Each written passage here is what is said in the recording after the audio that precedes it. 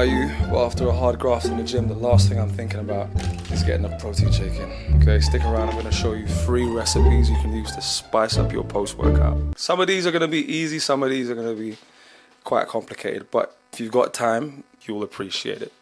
Now, the first one, grab your 10x protein. I've got banana here, trying a little bit of razzle-dazzle. Normally have chocolate, but we're saucing it up a little bit, give it a little bit of flavor in the end. You're gonna need some ice, you're gonna need your protein, a bit of water. Depending on how low your calories are, you can add a little bit of almond milk. Me, I'm gonna use water, because I'm on that clean thing. Water, almond milk, protein, and skidoo. So first up, we're making a protein smoothie, well, protein milkshake, or whatever you wanna call it. Now, I've got like 7 ice cubes in this bad boy. Alright, nice and simple. All we want to do is add our protein scoop. Add 40 grams. This is the key ingredient. Okay, you don't want to put too much ice in there because it'll just melt. We want xanthan gum. So get a little bit of this bad boy. I'm talking that much. Okay. Throw it in there. And get to blending.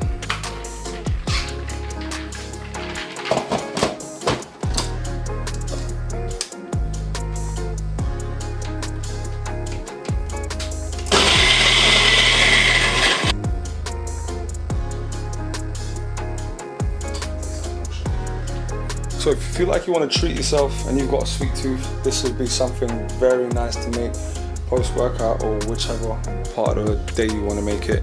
If you've got like a late night craving, 100% get yourself a protein milkshake in. Now if you did want to make this meal a little bit more dense and it was a post-workout meal, it would be very ideal to add some type of carbohydrate to it. Best carbs I would suggest using is some plain regular rolled oats.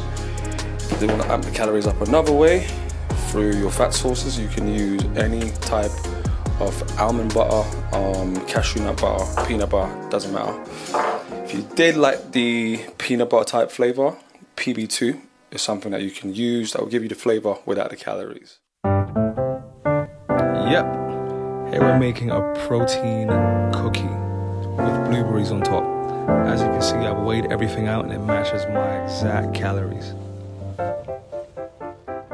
Start by sprinkling the oats into the pot or bowl or whatever you want to call it. Add water to the consistency that you want. You want it quite thick, don't want it too runny. Adding in some Skinny Co sweetener for taste. I like sweet stuff, so how much of that you put in is completely up to you, but I normally put in quite a lot. I'm a peanut butter holic, so you know I've got to put that PB2 in that bad boy.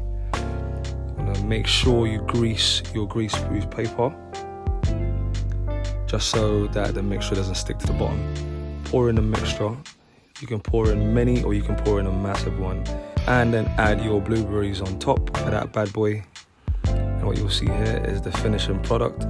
The blueberries caramelizes at the top and blends into the actual mixture just to give you a burst of flavor in the top of the cookie. And voila, there you go. Now, I don't own a gourmet restaurant, so don't expect this to look pretty. However, this is quite good considering the circumstances. Alright? Not too shabby. If you wanted to increase the amount of carbohydrates you have in there, it completely depends on your macros, guys. So you can add a bit more toppings on there. I've tried chocolate chips in the past back when my macros wasn't where it is now. Obviously we're getting ready for a competition, so we have to keep it as clean as possible. Nonetheless, just because we're getting ready for a comp doesn't mean we can't sauce things up. Okay, let's go for the next one. And moving on to our final recipe on the list. How should I call this one? Protein pudding. Okay, a 3-ingredient protein pudding. We have our protein mixture, we have our milk, and we have a small dose of cocoa powder. That's what you call it. I was gonna say cocoa butter. You wanna stir nice and slowly. We're gonna put that into the microwave for around 30 seconds until it firms up.